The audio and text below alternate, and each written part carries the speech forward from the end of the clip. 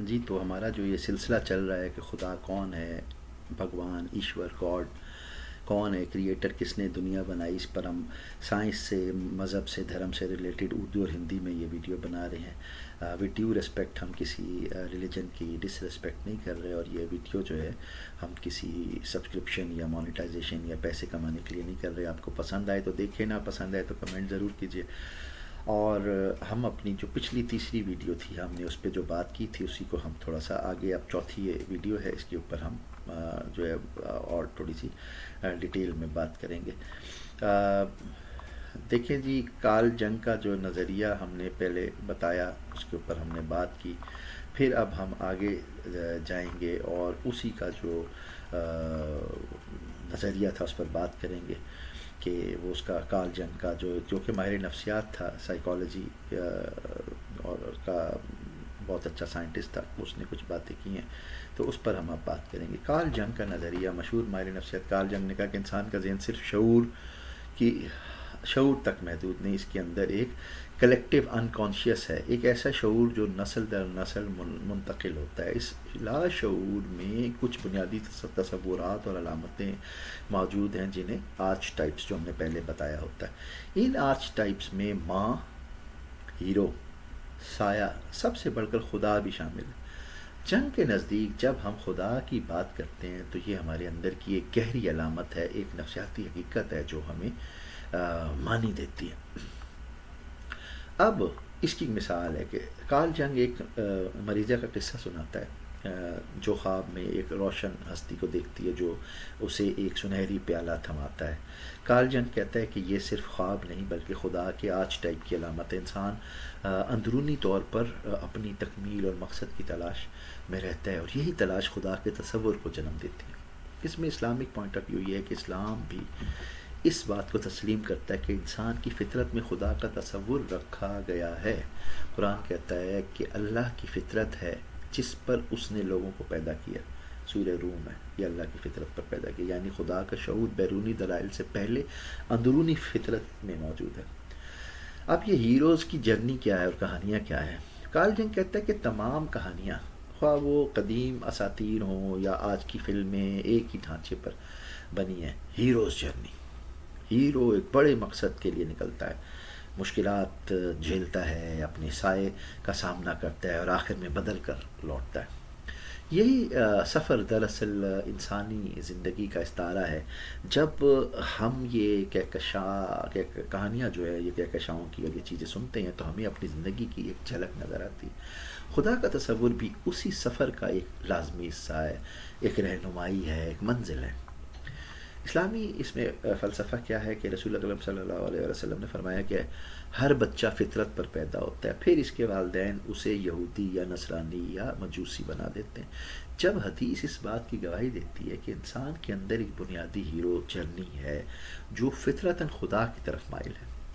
اب ہم بات کرتے ہیں انر گاڈ اور ریلیجیس پریکٹسز کیا ہے. کارل جنگ کہتا ہے کہ جب لوگ مسجد، چرچ یا مندر میں پریئر کرتے ہیں، عبادت کرتے ہیں، پوجا کرتے ہیں تو وہ دراصل اپنے اندر آرچ ٹائپ سے جڑے ہوتے ہیں.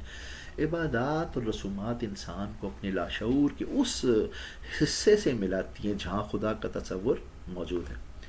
اب اس میں اسلامی نقطہ یہ ہے کہ اسلام میں عبادت کو صرف ظاہری عمل نہیں بلکہ روح کی بیداری کہا گیا ہے. کہ قرآن کہتا ہے کہ نماز برائی اور بے حیائی سے روکتی ہے. سورہ العنکبوت جو ہے اس میں یہ ہے، یعنی کہ عبادت انسان کے اندر آرچ ٹائپ کو حقیقت میں بدل دیتی ہے، اسے اخلاق اور مقصد عطا کرتی ہے.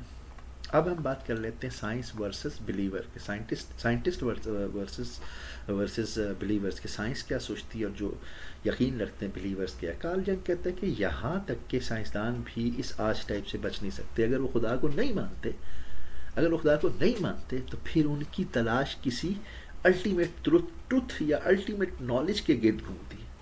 آپ یہ دیکھیں کہ سائنٹسٹ کی کوئی لڑائی نہیں ہے خدا کو نہ مانے، اس کی کوئی ضد نہیں ہے، لیکن وہ کسی الٹیمیٹ ٹروتھ، وہ کسی جگہ پہنچنا چاہ رہا ہے. اس کا جو سفر ہے سائنسدان کا، اس میں ہم جو لوگ مذہبی لوگ ہوتے ہیں وہ برا مان جاتے ہیں کہ وہ تلاش کیا. وہ کہتے ہیں ہم نے تو ڈھونڈا ہوا ہے، مذہب والے ریلیجن والے لوگ کہتے ہیں ہم نے تو ڈھونڈا ہوا ہے. سائنس کہتی ہے تم نے ڈھونڈا ہوا تو دکھاؤ، ایویڈنس دو.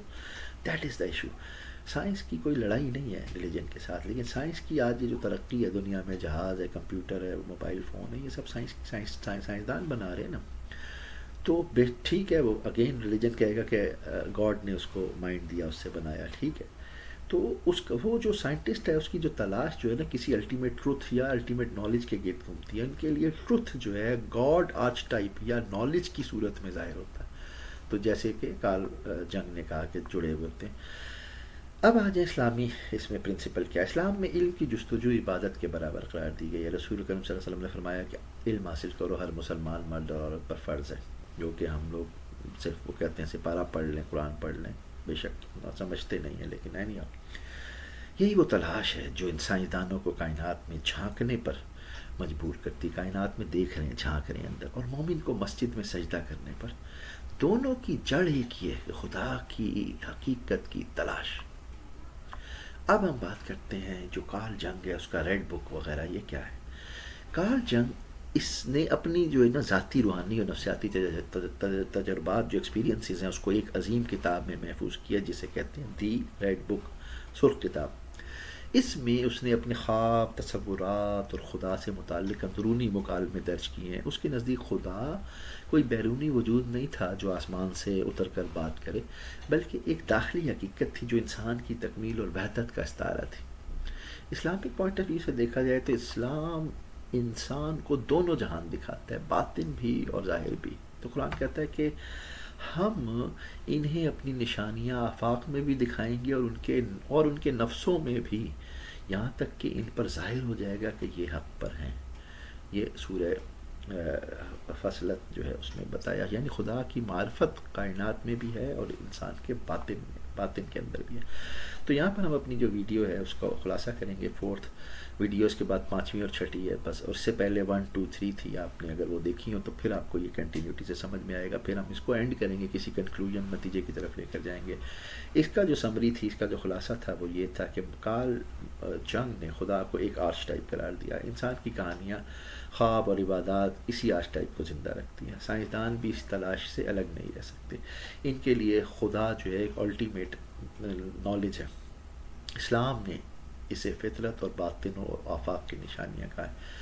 ہم اپنے اگلے حصے میں جو ہے، جو اس کا 5واں حصہ ہوگا، اس میں اب مزید بات کریں گے. ہم اسپائنوزا اور آئنسٹائن کی تھوڑی سی بات، کاسموس اور کارل سیگن کی بات کریں گے.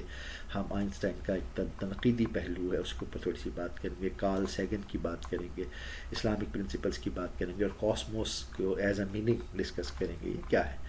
تو یہ عام لوگوں کو شاید اس میں جو ہے وہ انٹرسٹ نہ آئے، لیکن اگر آپ خاص طور پر جو ایجوکیشن حاصل کرتے ہیں، جو کسی بھی ڈپارٹمنٹ سے، کسی بھی شعبہ سے ہوں، اگر وہ چاہیں، وہ فلاسفی سمجھتے ہوں، سائیکالوجی، سائنس، میتھمیٹکس یا مذہب، تو اگر وہ یہ دیکھنا چاہیں تو اس میں بہت پیاری ہم انفارمیشن دے رہے ہیں.